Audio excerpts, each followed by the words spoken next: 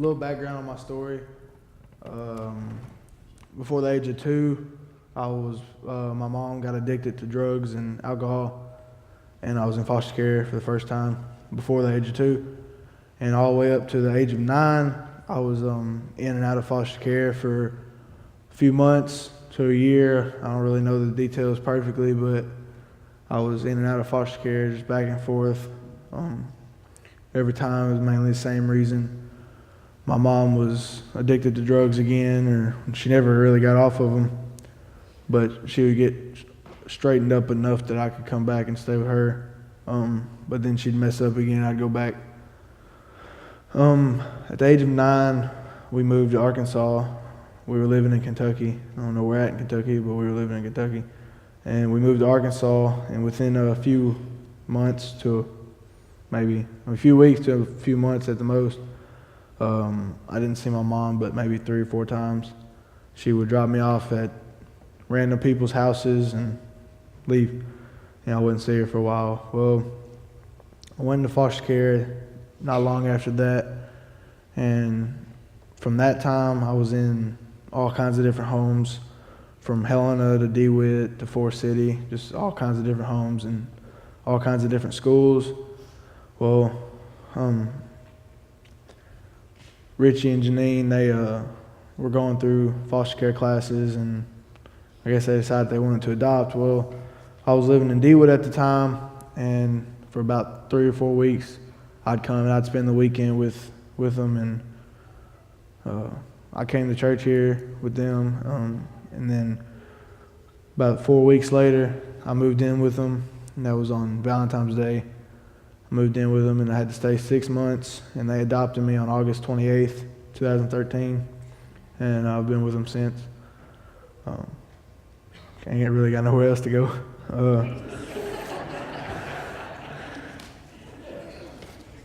Well, anyways,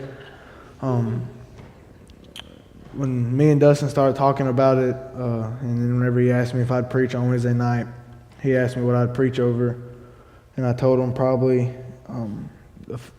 he asked me just a topic, and I told him probably it'd be not to ever give up on God. And then we started talking more, and Joseph came to mind, and Dustin liked it, so we picked the story of Joseph, because the story of Joseph and my story refers to each other really closely. They're not exactly the same, but they have close circumstances, and that's why I chose this topic of Joseph. I'm reading Genesis 37, chapter 37, verses 3 through 4. Now Israel loved Joseph more than his other sons, because Joseph was a son born to him in his old age, and he made a robe of many colors for him. When his brothers saw that their father loved him more than all of his brothers, they hated him and could not bring themselves to speak a peaceful word to him. So Joseph knew that his brothers hated him. I mean, it says that they couldn't speak a peaceful word to him. So you would think he'd kind of lay low and he'd think about what he says to him, or thinks about what he does around them, which he really doesn't. I mean, just a little bit later, in verses 5 through 8, it says, Joseph had a dream. When he told it to his brothers, they hated him even more. He said to them, "Listen to this dream I had. There we were, binding sheaves of grain in the field. Suddenly my sheaf stood up, and your sheaves gathered around it and bowed down to my sheaf. Are you really going to reign over us?" His brothers asked him. "Are you really going to rule us?" So they hated him even more because of the dream he had said. Well, now you think about it. Joseph just told them a story saying, well, one day you're going to bow down before me. And he's the youngest one right now, youngest brother out of all of them. And in my opinion, I wouldn't take that very kindly if my little brothers were telling me that I was going to bow down before them. Well, not long after that, he has another dream. And in this dream, it's the same way, except for he adds his mom and his dad to it. And he tells his brothers the dream again. He tells his father the dream. And now his brothers hated him more than ever because he done told them twice that one day they were going to bow before him. Well, in chapter 37, 18 through 20, never mind. Sorry. Let me back up. One day, Joseph's brothers were off in the distance. I'm not really saying how far away they were, but they were with his father's flocks, and Jacob sent Joseph to find them, took him some food, and whenever his brothers saw him, they started planning on killing him.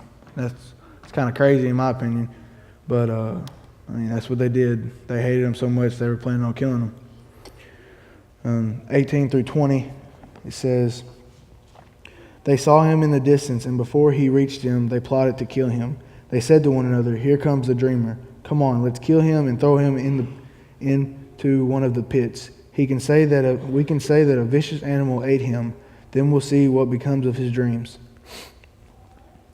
Well, before he even got there, Joseph's brothers were planning on killing him.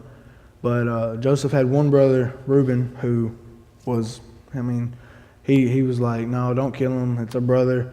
There's no need in killing our own brother." He comes up with the idea to just throw him in the pit and let him die, like of natural causes. Well, secretly, Reuben was planning on coming back to rescue Joseph later, after everything died down and the moment wasn't as bad. When Joseph arrives, they attack him. They rip off all of his his clothes, his robe, and everything, and they throw him in the pit. Well, they sit down to eat not long after that, and in 23 through 28, it says, when Joseph came to his brothers, they stripped off his robe, the robe of many colors that he had. When they took him and threw him into the pit was empty, there was no water in it. Then they sat down to eat a meal. They looked up, and there was a caravan of Ishmaelites coming from Gilead. Their camels were carrying aromatic gum, balsam, and resin, going down to Egypt. Then Judah said to his brothers, "What do we gain if we kill our brother and cover up his blood? Come, let's sell him to the Ishmaelites and not lay a hand on him, for he is our brother, our own flesh." And they agreed. When the Mennonite traders passed by, his brothers pulled Joseph out of the pit and sold him for 20 pieces of silver to the Ishmaelites, who took Joseph to Egypt. As far back as I can remember, clearly, the most one that sticks out to me the most is when I was 9, when I went to foster care the last time. The people who came and got me, I was at my grandma's house. They just came and grabbed me, took me to the car, and we left. In Joseph's story, Joseph was sold into slavery. No, I wasn't sold into slavery, but at the age of 9, I had no say-so in where I went or whether or not I stayed with my grandma or not. So one thing is since I grew up in DHS, I knew a lot about it, and the one thing I didn't understand was, why can't I do what I want, or why can't I go where I want to be? Well, being that Joseph was sold into slavery, he had no say-so at all what he did. He was just sold for 20 pieces of silver. I don't know what that equals up to, but I don't figure it's a lot. Being that I was in DHS, I had no say-so on where I went.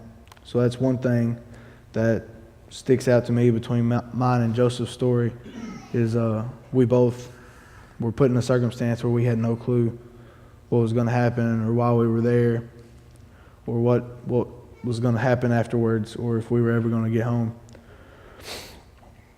And Joseph's brother sold him into slavery, and he was taken to Egypt.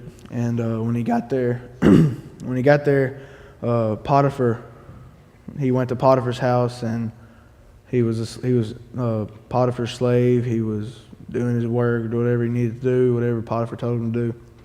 And over time, Joseph, everything he did was successful because God was with him. God was always with Joseph. He never left him. And so everything he did while he was in Potiphar's house was successful. So Potiphar noticed that, and over time passed, Potiphar put Joseph head over his house, and Joseph was enslaved, and he was sold for 20 pieces of silver, and now he's running a slave owner's house. The only person in the house who is over him is Potiphar himself, which owns the house. And that right there shows that God was with Joseph. I mean, there's nothing else you could say that God wasn't with him, because Joseph was a slave, and now he's running the household, running the crop, running everything that has to do with Potiphar's house. So God had the plan for Joseph. Joseph didn't know what it was. God had the plan for him that he was going to be sold into slavery and then go to Potiphar's house and become head over his house. Well, while he was doing this, while God had him going through these circumstances, and while Joseph was head over Potiphar's house, Potiphar's wife tried to pursue Joseph, and several times, over and over again, would try to pursue after him and try to get with him and stuff. Well,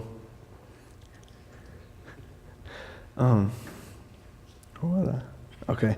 Well, one day, whenever she grabbed him and was talking to him, he ran. He just ran, and she had a hold of his robe.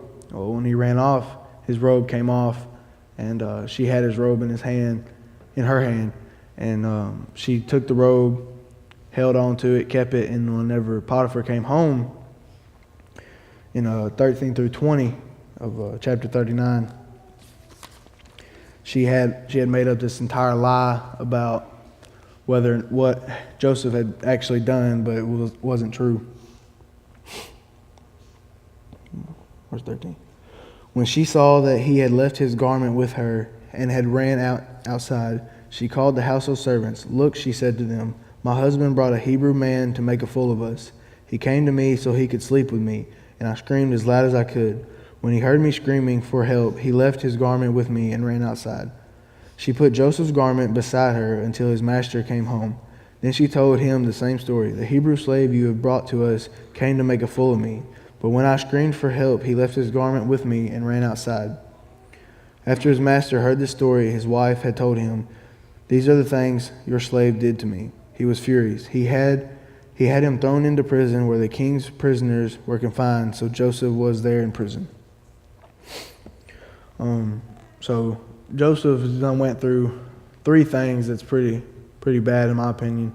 He was sold into slavery, and then he goes from being a slave to being up high. I mean, he's over Potiphar's house, and then he goes back down to the bottom of the chain. I mean, he's in prison, and in my opinion, there's nowhere worse to be.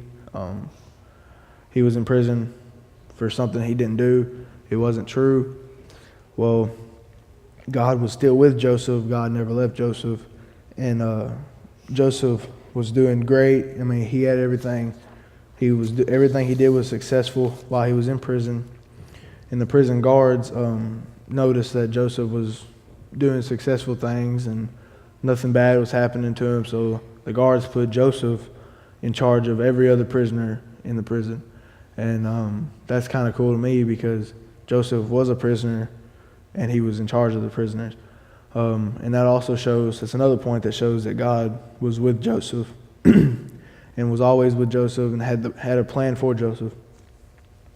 Well, not long later, the Pharaoh's cupbearer and baker, I don't know what they did, but they were thrown in jail, and they both had a dream. And in chapter 40, verses 1 through 5, "After this, the Egyptians' king, cupbearer, and baker offended their master, the king of Egypt. Pharaoh was angry with them, with his two officials, and the chief cupbearer and chief baker, and put them in custody of the house of the captain of the guard, in the prison where Joseph was confined. The captain of the guard assigned Joseph to them, and he became their personal attendant. And they were in custody for some time. The Egyptian king's cupbearer and baker, who were confined in the prison, each had a dream. Both had a dream on the same night, and each dream had its own meaning. The cupbearer and baker are in prison, and they have this dream, and I guess the next morning they were talking about it. Well, in 9 through 18, they tell Joseph what the dream was, and Joseph tells them what it means. So the chief cupbearer told his dream to Joseph. In my dream, there was a vine in front of me. On the vine were 3 branches. As soon as it budded, its blossoms came out, its clusters ripened into grapes. Pharaoh's cup was in my hand, and I took the grapes, squeezed them into Pharaoh's cup, and placed the cup in Pharaoh's hand. This is the interpretation, Joseph said to him. The 3 branches represent 3 days. In just 3 days, Pharaoh will lift up your head and restore you to your position. So you will put Pharaoh's cup in his hand the way you used to when you were his cupbearer. But when all goes well for you, remember remember that I was with you. Please show kindness to me by mentioning me to Pharaoh, and get me out of this prison, for I was kidnapped from the land of the Hebrews, and even here I have done nothing that they should put me in the dungeon. When the chief cupbearer saw that the interpretation was positive, he said to Joseph, I also had a dream. 3 baskets of white bread were on my head. In the top basket were all sorts of baked goods for Pharaoh, but the birds were eating them out of the basket on my head. This is the interpretation, Joseph replied. The 3 baskets represent 3 days. In just 3 days, Pharaoh will lift up your head from off you and hang you on a tree. Then the birds will eat the flesh from your body.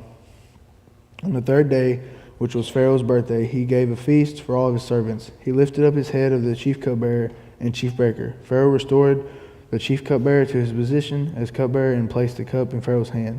But Pharaoh hanged the chief baker, just as Joseph had explained to them. Yet the chief cupbearer did not remember Joseph. He forgot him. Well, a normal person can't tell a person what their dream means and be 100% true.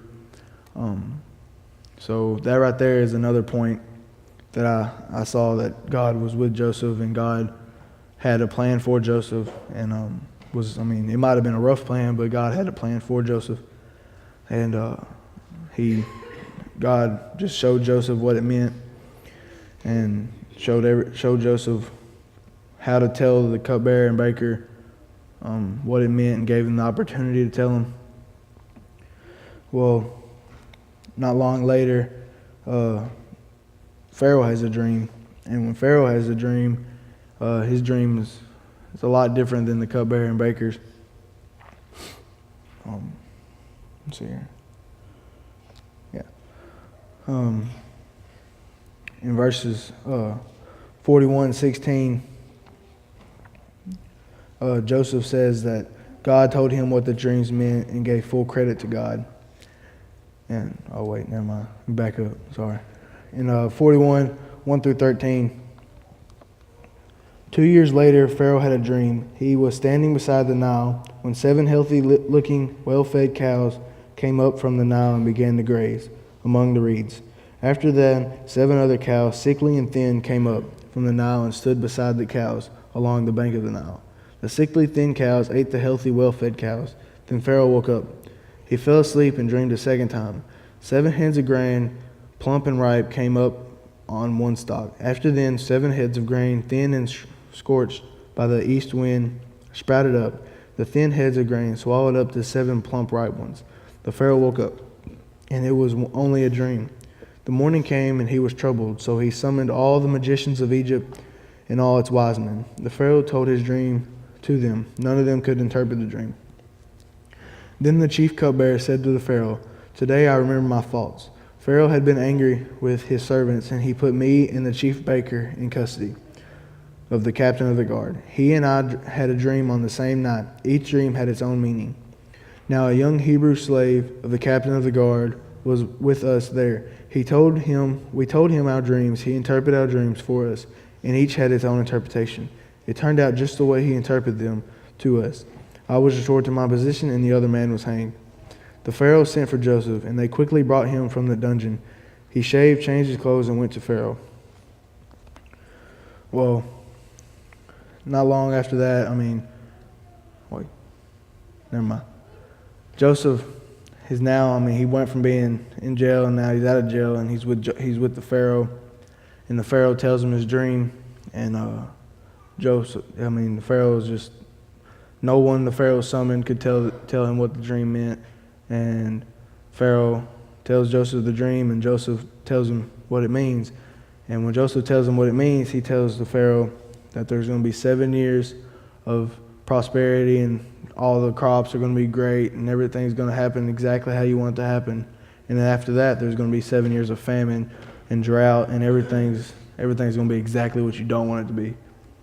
Well, whenever Joseph tells Pharaoh this, Pharaoh gets to saying, well, you can't, none of my wise men, none of my magicians could tell me what my dream meant. So who is there a better man to put in charge of my country, or whatever you want to call it, than you? And who other than you should run it? Well, Pharaoh puts Joseph as like governor of Egypt and gives him a ring that shows that he's high up on the chain of command of the country. And he also puts Joseph in charge of like a grain thing, of like keeping up with grain for the 7 years of famine later. Well, so now Joseph went from being a kid who sold into slavery for 20 pieces of silver to being head over his master's house to prison to now being second in command of Egypt. Well, when I think of that, that shocks me really bad, because I can promise you one thing. If that was my circumstances, by the time I was in prison, I'd be asking God, why are you doing this? Or what's going on? Are you even there? But as I've been reading, not once has Joseph even asked why or even questioned one thing God was doing. So Joseph had an amazing strength, in my opinion. If I had Joseph's strength, I don't know what I'd do with it, because growing up, throwing through the circumstances I went through, I wasn't sold into slavery. I was just put in DHS. That's not nearly as bad as sold into slavery, at least I don't think it is. I asked God a lot, why are you doing this? What's going on? But Joseph never did. And that helps me a lot. It gives me a thing to think about. And it just helps me. Well, later on, as the 7 years of prosperity go on, Joseph collects as much grain as he can find. It's so much grain that he can't even keep records of it.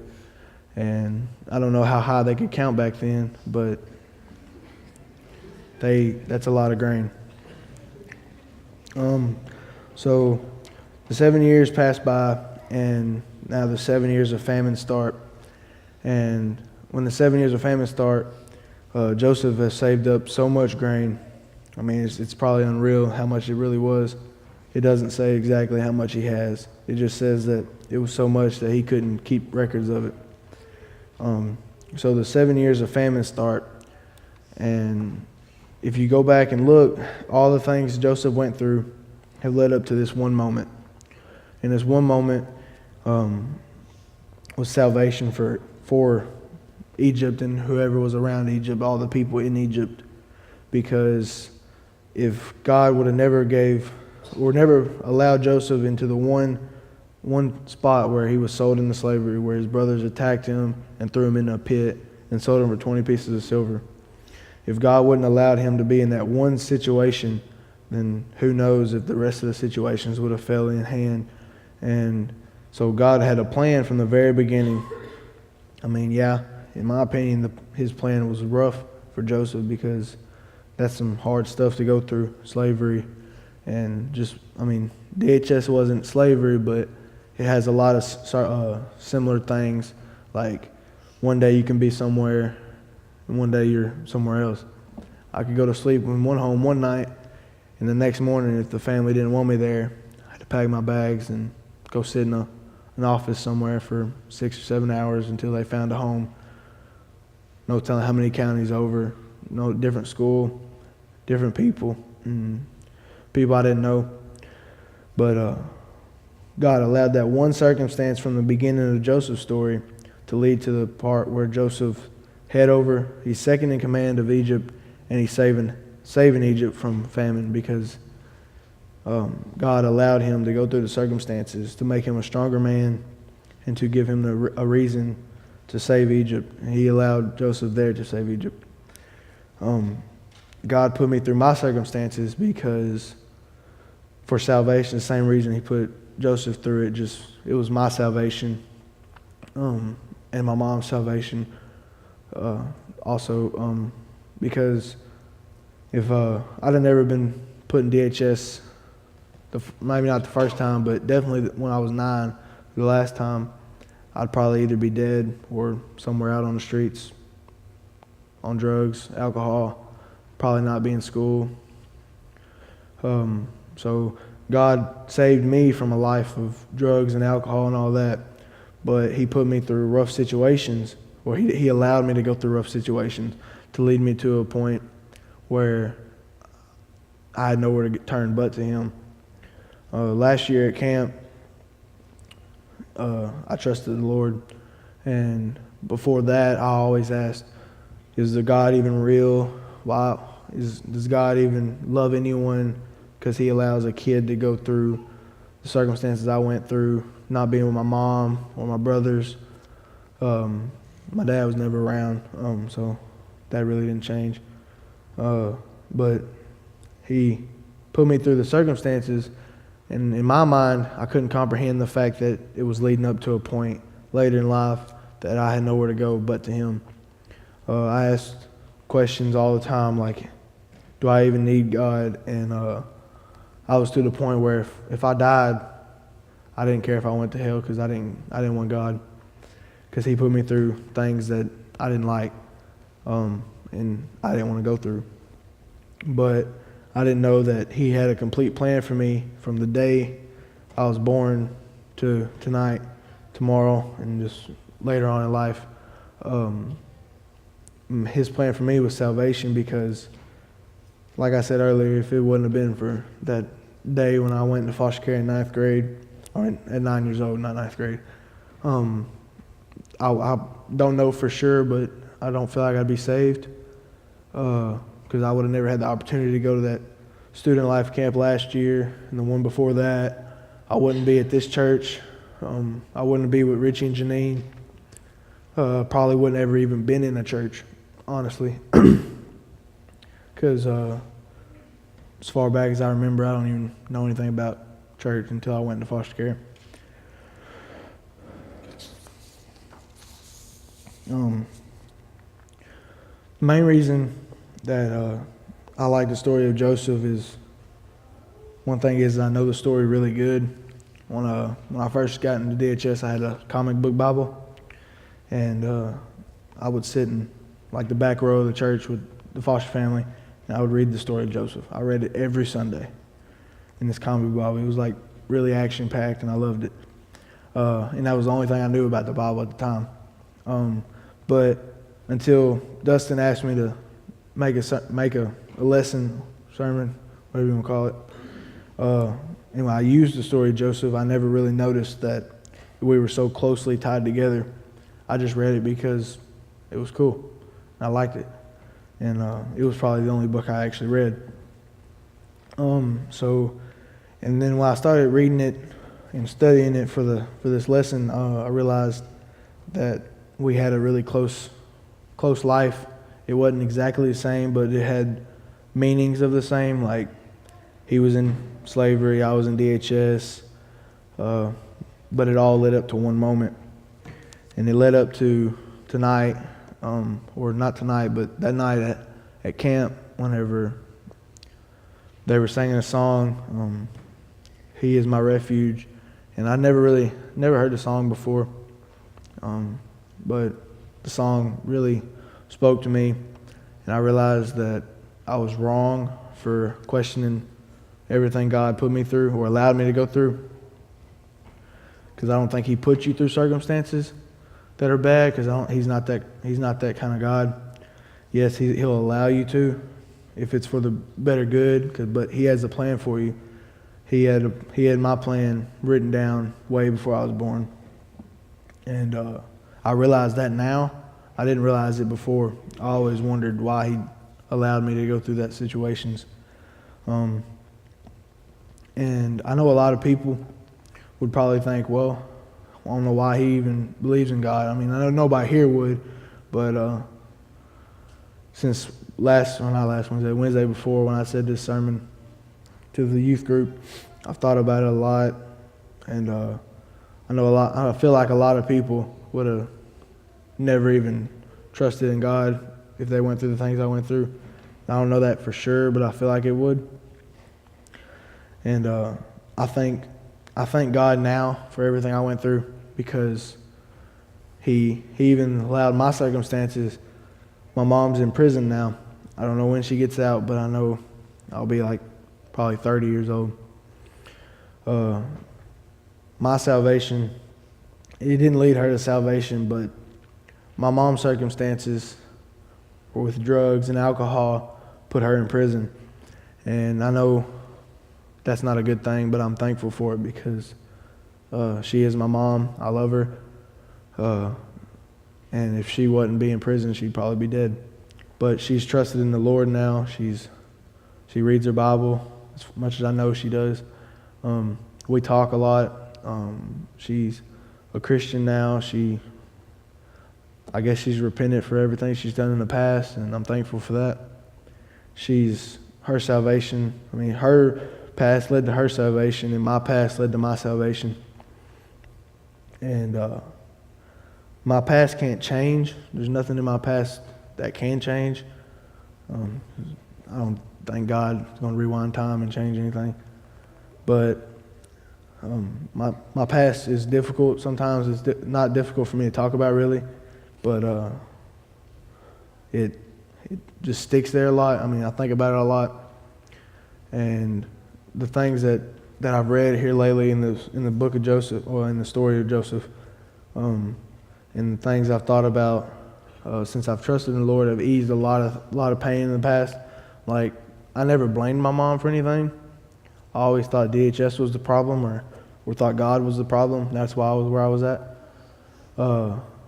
I realize now that everything was written down. Everything had a plan for me. God had a path for me, and I didn't like the path. Now that I look at it, I wouldn't want to change anything in the path. And God has a plan for everyone, no matter what your circumstances is. He's there. You might not think He is, because I sure didn't think He was. He wants to be in your heart. He's going to allow some rough things to happen. It's not going to be easy, but He does that.